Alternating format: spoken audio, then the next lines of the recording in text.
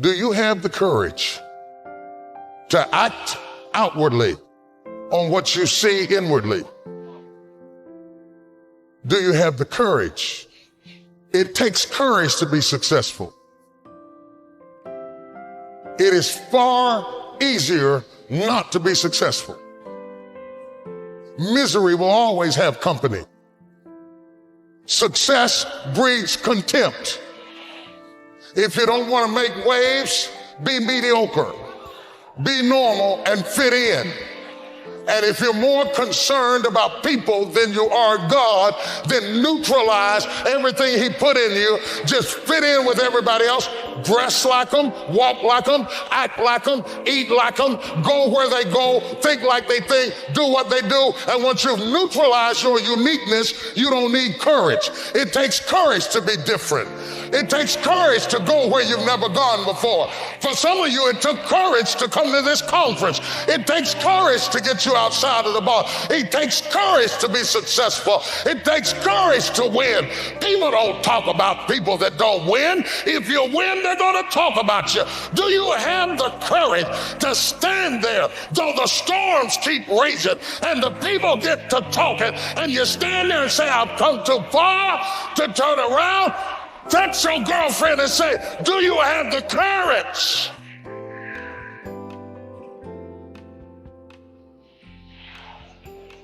It takes courage to be exceptional. It takes courage to be wise. It takes courage to be rich. It takes courage to be educated. It takes courage to be knowledgeable. Because the moment you do, but you don't talk like you forgot where you came from. Look at you talking. It takes courage. And I'm just wondering, in this weak, watered down, mediocre society that we live in today, in this reality TV world we live in today, I'm wondering if there's anybody left that's got the courage to say, after all I've been through, and all my ancestors have been through, and all my parents have been through, I didn't come through all of that just to fit in with normalcy. I have the courage to go after my dream. The best things in life takes time. When I was younger, I was impatient because I had the naivety of thinking that dreams would come quickly. But the best things in life take time. From simple things like food, preparation, to more complicated issues of parenting and marriage, the best things in life take time. You can get married, you can have a wedding in 30 minutes, but it takes years to have a marriage. It is a sharp contrast between being rich and being wealthy. You can hit the lottery, receive an inheritance. You can be catapulted from rags to riches, and you can be rich quick. Though many define wealth differently than how I will today, true wealth isn't just about money, but it is about the lessons you learn while struggling upward. If you have money without wisdom, you will soon be parted from your money. The best things in life take time, takes relationships. You got the money, but because it was given to you quickly, you didn't build the infrastructure to sustain it. You don't have the relationships to sustain it. You don't have the information to sustain it. And most people who hit the lottery, 70 to 80% of them go broke within 5 years. You can't imagine that you could hit that much money and lose it. But the truth of the matter is, God is teaching us that the best things in life take time. There are things that you learn from struggling. There are things that you learn from tests and trials and trial and error. Some of my best teachers were failure. It takes time to do well. It takes even longer to be well. Some people are seasonal. Some relationships are seasonal. Some opportunities are seasonal. And yet when we see the seasons change, we think the blessing has ceased. But it is not that the blessing has ceased. It is that the season has changed.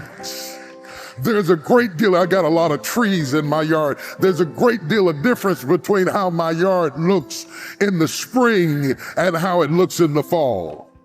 And by the time it gets to winter, quite frankly, the trees are ugly and barren and destitute. And if you came in the winter and saw it, you would have no idea of how beautiful it would be if it takes time. There is a time to be born, and there is a time to die. If I had time, I'd talk about they are very similar, birth and death. A time to plant and a time to pluck up that which is planted.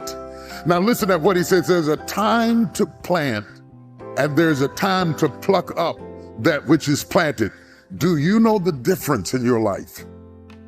The difference between knowing when to plant and when to pluck.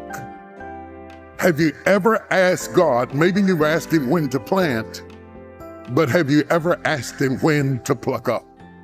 Or are you intent on keeping that which is planted to the destruction of plucking up that which you have become accustomed to?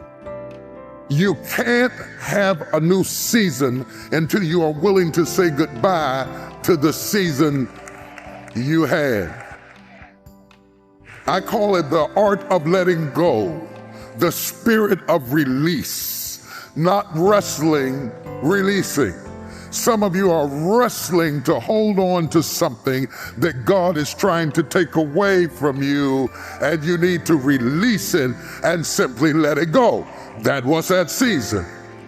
If you are still talking the way you were talking 10 years ago, I've got bad news for you.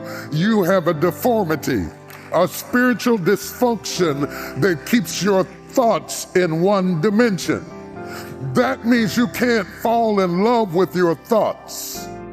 Because if you are stubborn with your thoughts, you delay your next season. I have watched some of the greatest people in every industry you can imagine. I've had the privilege of having relationships with people who were at the top of their game in just about every industry you can imagine. Those that leave the greatest impact understand timing. Timing is everything. You've got to understand it's timing in baseball. It's not just skill. It is the timing that causes the batter to be effective at swinging the bat. You can have the right swing, but if you swing at the wrong time, you won't have the impact that you should have had. Some of you are trying to do the right swing, but you're swinging at the wrong time. You're in such a hurry that you're swinging before the ball can strike the target because you are more moved by the crowd than you are by the ball. Timing is everything. Many people don't realize that not only is timing everything in baseball and baking, it is also everything when it comes to comedy or speaking or music. It's about timing. It's not just can you read music, can you keep time? It's not can you tell a joke, but can you time the joke? It's not can you speak a message, can you use timing to convey information? You can give great information out of time and be an incompetent speaker because you don't understand timing. Everything is a rhythm. Everything is a rhythm. God is a rhythm. Breathing is a rhythm. Circulation is a rhythm. Heartbeat is a rhythm. Pulse is a rhythm. Everything that is alive has a rhythm. Birth has a rhythm. A woman's body has a rhythm. God is telling us over and over and over in nature, in creation, in procreation, that timing is everything. You can't be fruitful out of season. Somebody shout, teach me to know my season. Help me with my timing. You can be right about what you said, but wrong about when you said it and do more damage than you did good. It's not about right and wrong, it's about timing. Right information delivered at the wrong time can tear a marriage up. can cause a child to feel defeated, can stop a loan from going through, can stop the house from being built, can stop you from having the peace you ought to have. You're worried about being right. You need to be worried about timing. Timing